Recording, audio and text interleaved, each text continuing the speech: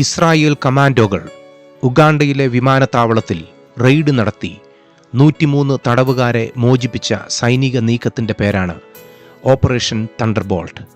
Palestinian German സംയുക്ത നീക്കത്തിലൂടെയാണ് tell അവീവിൽ നിന്നും പാരീസിലേക്ക് പോയ എയർ ഫ്രാൻസിൻ്റെ വിമാനം 1976 റാഞ്ചിയത്. ഈ വിമാനം ഏതൻസിൽ സ്റ്റോപ്പ് ഓവർ ചെയ്തപ്പോൾ അവിടെ നിന്നും അവർ റാഞ്ചി ലിബിയയിലേക്കും അവിടെ നിന്ന് ഉഗാണ്ടയിലേക്കും കൊണ്ടുപോയി.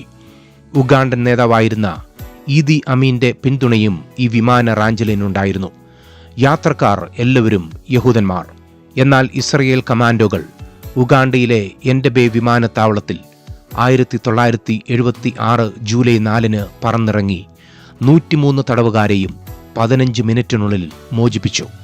കിഡ്നാപ്പ് ചെയ്ത 7 പടയാളികളെയും അതിന് കൂട്ടുനിന്ന ഉഗാണ്ടയിലെ സൈനികരെയും ഇസ്രയേൽ സൈന്യം വകവരുത്തി. വളരെ വിദഗ്ധമായി ഇസ്രയേൽ കമാൻഡോകൾ നടത്തിയ ഈ ഓപ്പറേഷൻ ലോകശ്രദ്ധ ആകർഷിച്ചപ്പോഴും യാത്രക്കാരായ 3 യഹൂദന്മാരുടെ ജീവൻ അന്ന് പൊലിഞ്ഞു വീണു. അന്ന് ഇസ്രയേൽ കമാൻഡോകൾ നടത്തിയ ഒരു തന്ത്രമുണ്ടായിരുന്നു. വിമാനത്താവളത്തിനുള്ളിലേക്ക് ഇരച്ചെത്തിയ കമാൻഡോകൾ എബ്രായ ഭാഷയിൽ ഉറക്കെ വിളിച്ചു പറഞ്ഞു, നിലത്ത് കിടന്ന് മുന്നോട്ട് ഇഴഞ്ഞ് നീങ്ങുക. അത് മനസ്സിലായ എബ്രായ ഭാഷ അറിയാവുന്ന എല്ലാ യഹൂദന്മാരും നിലത്തേക്ക് കിടന്ന് മുന്നോട്ട് ഇഴഞ്ഞ് നീങ്ങുവാൻ തുടങ്ങി. എന്നാൽ ഒരു യഹൂദൻ ഈ കമാൻഡ് അനുസരിച്ചില്ല. 2 യഹൂദന്മാർ അതേസമയം നിലത്തിരിക്കുകയായിരുന്നു. അവർ ഈ സമയം എഴുന്നേൽക്കുകയും ചെയ്തു. അങ്ങനെ എഴുന്നേറ്റ് നിന്ന 3 യഹൂദന്മാരും ബാക്കി ഭാഷ മനസ്സിലാകാതെ നിലയുറപ്പിച്ച തീവ്രവാദികളും പടയാളികളും അന്ന് വെടിയേറ്റ് നിലത്തു വീണു. ശത്രുക്കൾക്ക് വേണ്ടി പാഞ്ഞ വെടിയുണ്ടകൾ 3 യഹൂദന്മാർക്കും അന്നേറ്റു. ഒരു കമാൻഡ് കണ്ണുമടച്ച് അനുസരിക്കുക എന്നത് പ്രധാനപ്പെട്ട കാര്യമാണ്. ഈ ഭൂമിയിൽ നാം ആയിരിക്കുമ്പോൾ ദൈവത്തിൻ്റെ ആലോചനയിൽ നമ്മുടെ ജീവിതം മുന്നോട്ട് പോകണം. നാം പ്രതീക്ഷിക്കാത്ത ചില ആലോചനകളായിരിക്കും ദൈവം നമ്മോട് പറയുന്നത്. നിലത്ത് കിടന്ന് മുന്നോട്ട് ഇഴയുക എന്നത് ചിലരെ സംബന്ധിച്ച് അതിൽ പ്രത്യേകിച്ച് അർത്ഥമൊന്നുമില്ല. ചിലർക്ക് അത് മനസ്സിലായുമില്ല.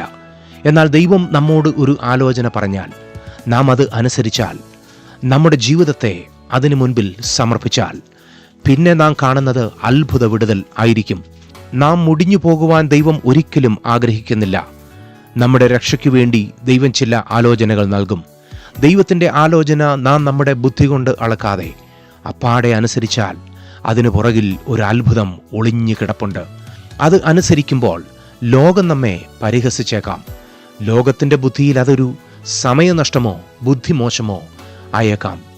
എന്നാൽ ദൈവാലോചനയാണ് നമ്മെ സ്ഥിരപ്പെടുത്തുന്നത്. ഇടത്തോട്ടോ വലത്തോട്ടോ നേരെയോ എങ്ങനെയാണ് എവിടേക്കാണ് പോകേണ്ടതെന്ന് ദൈവം പറയട്ടെ. നീ എനിക്ക് മറവിടമാകുന്നു, നീ എന്നെ കഷ്ടത്തിൽ നിന്ന് സൂക്ഷിക്കും.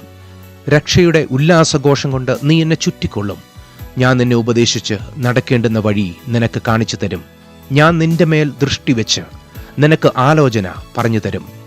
ദുഷ്ടന് വളരെ വേദനകളുണ്ട്, കർത്താവിൽ ആശ്രയിക്കുന്നവനെയോ ദയ ചുറ്റിക്കൊള്ളും.